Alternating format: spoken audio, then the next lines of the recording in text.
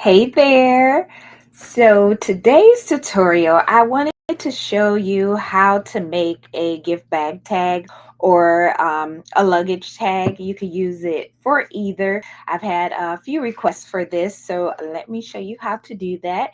And I will be doing this in Hatch Digitizer 3, and it is very, very simple. So I'll open up one so I can show you exactly what it looks like.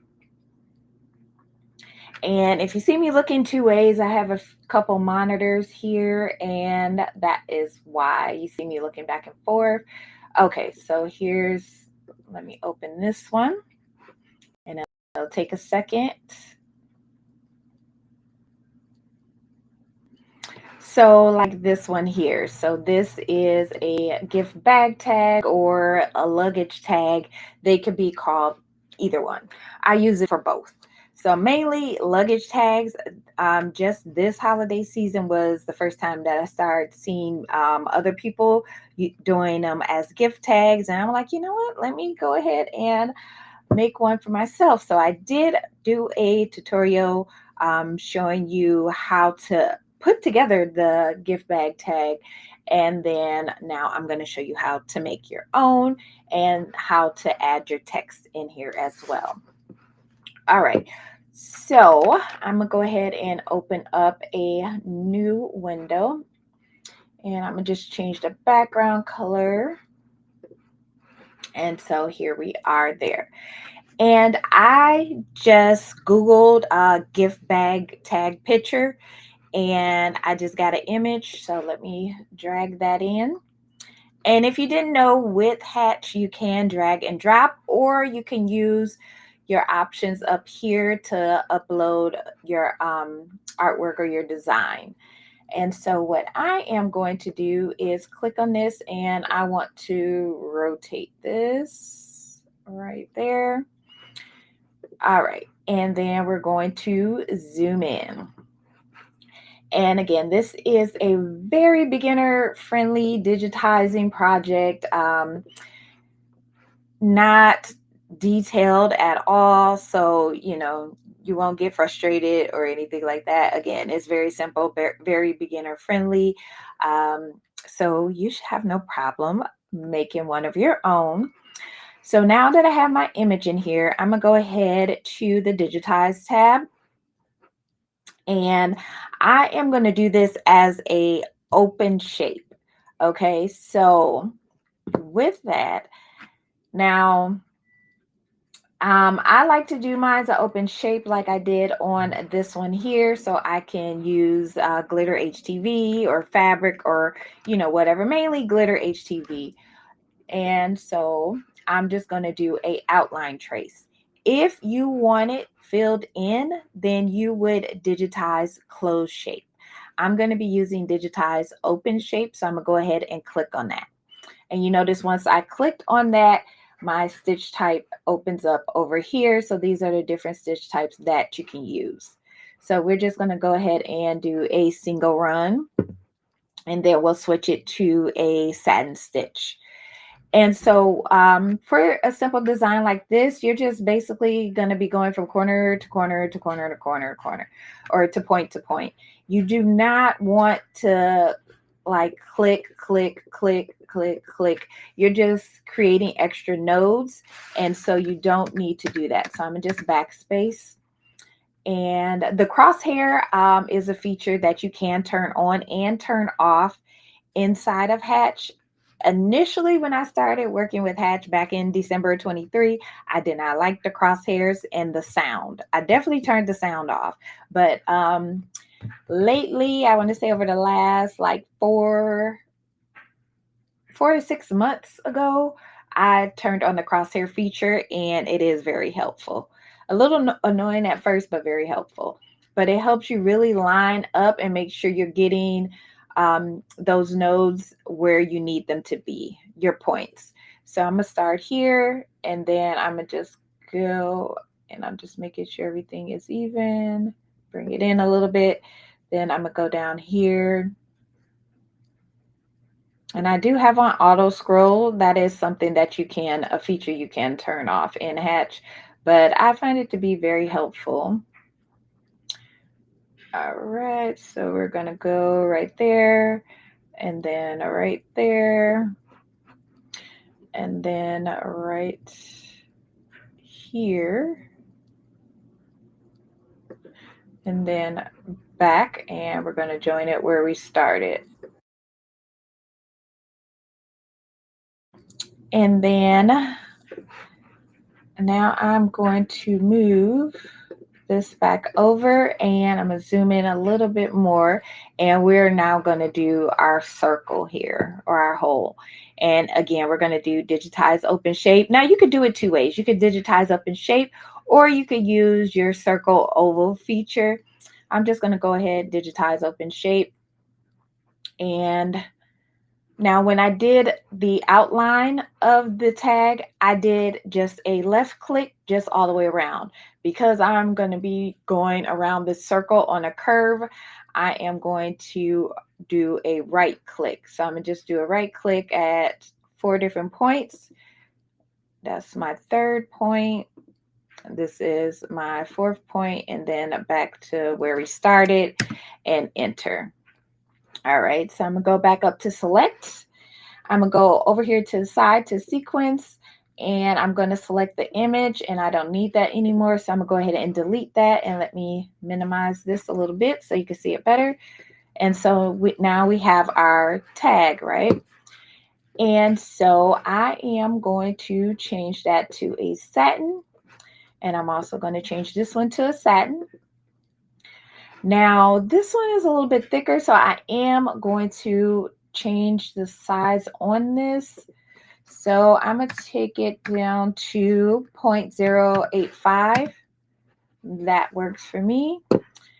And then for my outline here, it's at 0.098. That's the system default. I'm good with that. I mean, I could take it up a little bit more if I wanted. Right there, make it a little bit thicker. But yeah, that's cool. Now let me just look at this, and I might have to do a little bit of reshaping. So let me I'm gonna bring this down just a little bit. Bring this one up just a little bit. And then I'm gonna go down here, and I'm gonna bring this one, not that much. But yeah, that looks good. So just wanted to make sure that it looks nice and straight all across. Right there. Let me adjust that.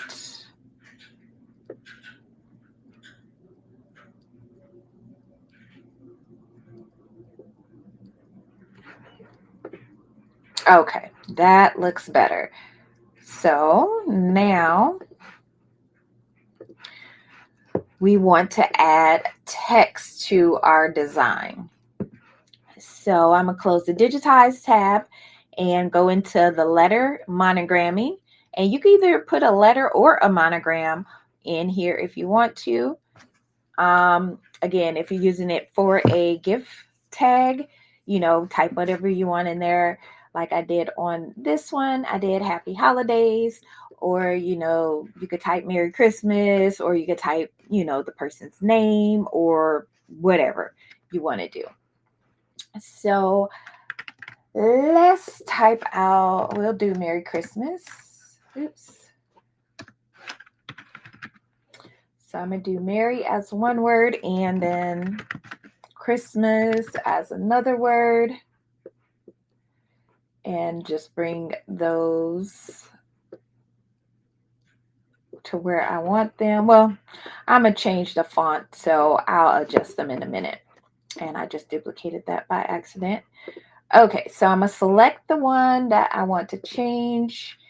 And I'm going to use this font here. And within Hatch, there's a ton of fonts. You can also upload fonts into Hatch, but they do have to be ESA fonts, which is the basically the native Hatch language, the fonts that Hatch understands and can read as embroidery fonts. Now, I have started in Willcom Embroidery Studio. There is an option where you can create your own fonts. And so I have started adding in my own fonts. I create them in Embroidery Studio, and then I bring them into Hatch, which is really nice having the two. So whatever fonts I have in Hatch, I can have in Willcom, and whatever fonts I have in Willcom, I can have in Hatch, regardless of which software that I'm using. But that'll be another tutorial for another day. So I went ahead and selected the font that I wanted. So I'm going to go ahead and adjust this one. Now I want to adjust the spacing because it's just too spaced out to my liking. So I'm going to just select on it and I'm going to break apart. And then I'm just going to select each individual letter, click on it and move it over. You can do this with your mouse or your arrow keys on your keyboard, either way. So I kind of do a combination of the two. Once I get the letter to where I want it, I'll then make the adjustments with my arrow keys on my keyboard. Now, I did recently order a gaming mouse, and I just haven't programmed it yet, but hopefully that'll be something that I can program into the mouse because I use the arrow keys a lot on a daily basis. All right, so let me move this one up a little bit, move that one up a little bit. Okay, so that looks good. So I'm gonna just hold down my left mouse button, grab everything, right click, and I want to group that together. So now we have that one, and then I'm gonna break apart Christmas and do the same thing. So I'm gonna move this one, all these letters over.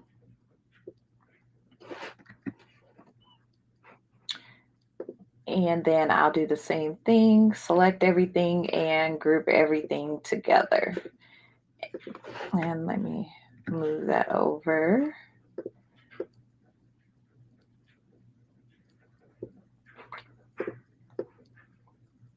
And it is nice that Hatch does have the built-in fonts, but it is fun as well. I do like when, especially if I get a design for a logo, I do like working with text. I do a lot of text designs, and I like digitizing text from scratch as well, so that is fun for me. Okay, so I'm just working on my spacing. Everything looks good. There is a connector right there in that T. That's not a big deal. I mean, if that's something that can be turned off, if you don't want that connector there, but I'm okay with it. All right, and let me just move this S up a little bit. I'll move this one up and move the C up. Okay, so that looks pretty uniform. I'll move the M over a little bit. Okay, that looks good. So I'm gonna go ahead and select all of Christmas, right click and group. And then now I am going to adjust my font to where I want it. And if I wanted to make it, say if I wanted to make it a little bit bigger, I can do that.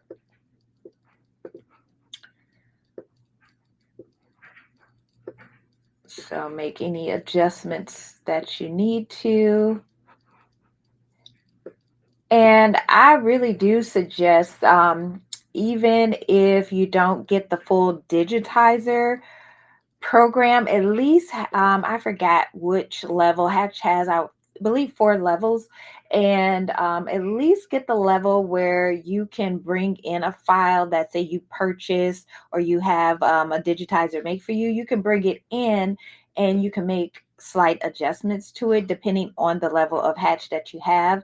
But I would definitely suggest, having a software at least where you can make minor adjustments if you need to, like resizing a little bit, lettering, or whatever the case may be, if you don't want to full on digitize like detailed designs. But definitely have at least a software that you go in and make adjustments, because you really don't need to pay anyone to do any lettering for you. You can use the fonts built into Hatch, or you can bring in an image or some letters that you like, and you can go ahead and digitize those yourself.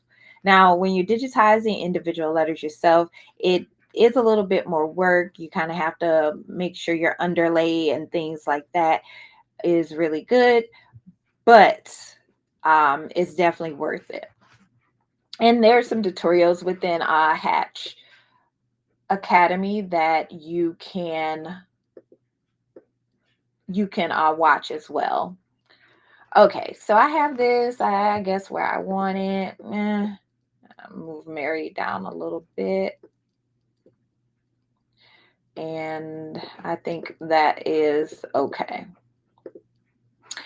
All right, so and now we have our bag tag done. And then, so what I like to do, of course, you always want to do your player. And let me slow that down. So as you see now, I did not do, you didn't see me do a underlay or anything like that, because I already have it set up where it's going to do that underlay for me. Now, with this, with it being just a single run and then that satin, that is good. It really depends on what it is that I'm digitizing, if I'm using a single run or a zigzag or edge run, things like that. A lot of times when I'm doing letters, I'm doing edge runs, but for this, and let me speed it up. First it was too fast, now it's too slow.